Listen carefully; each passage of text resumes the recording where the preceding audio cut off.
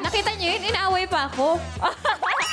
Joke lang. pa. Hindi, na-miss namin ng isa't isa. Di ba? Di ba? Di ba? Oo. Napilitan. Ayan. Narinig na nga po natin ang Duda-Duda na isa sa mga kanta sa bagong album ng ating Gen Z Periante na si Jello. Wow! Congratulations, Jello! Maaari mo ba kaming kwentuhan tungkol sa album mo? Anong inspiration mo sa album na ito? Inspiration ko sa album na to. Yung mga pinili kasi namin kanta is more on ano siya, parang modernized version ng mga lumang kanta. So, parang ganun yung vibe na gusto namin ipakita. Modernized version of the song. Yes. That's very good. Very nice. Pero ikaw, yung sa mga kanta mo ba, personal experience mo ba to? O tulad nitong Duda-Duda, di ba? Para kang may kinukort na isang babae. So, personal experience ba ito o hindi? Hindi, kasi hindi naman ako nagsulat nito. Hindi ako nagsulat ng Duda-Duda. Pero napili ko syempre yung kanta dahil syempre nakaka-relate ako somehow. Dahil may mga taong nagdududa kahit pa seryoso ka eh.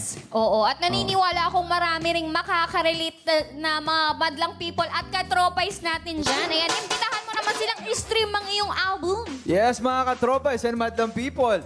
Stream niyo po ang aking ang aking latest album na self-titled siya. So, Jello Marquez, makikita niyo po yan sa lahat ng mga streaming platforms na po pwede niyo siyang mapakinggan. Pero syempre, andyan yan sa Spotify, nasa YouTube and everything.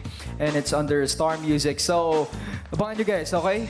Abangan, panoorin niyo, ay pakinggan niyo. Yes, abangan natin yan. Syempre, hello rin sa mga madlang people dyan. Meron ding mga nanonood na kasama natin sa Showtime dyan.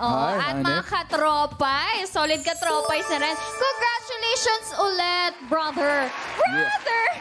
Super happy kami. Mukhang Peria Family sa yung first album. Siyempre, super proud kami dyan. Mga katropay, i-stream nyo po yan lahat sa digital platforms. Ayan. At siyempre, makakasama nyo rin kami dito, mga katropay. Tamang-tama. Mag-iipon na tayo for your weekend ganaps. Dahil mula 9 to 10:30 p.m. may Peria bisita ulit tayo rito sa studio na maglalaro ng iba't ibang Peria games. Iipon lang siya ng iipon ng mga papremyo, di ba? Tama! Wow. Pero syempre,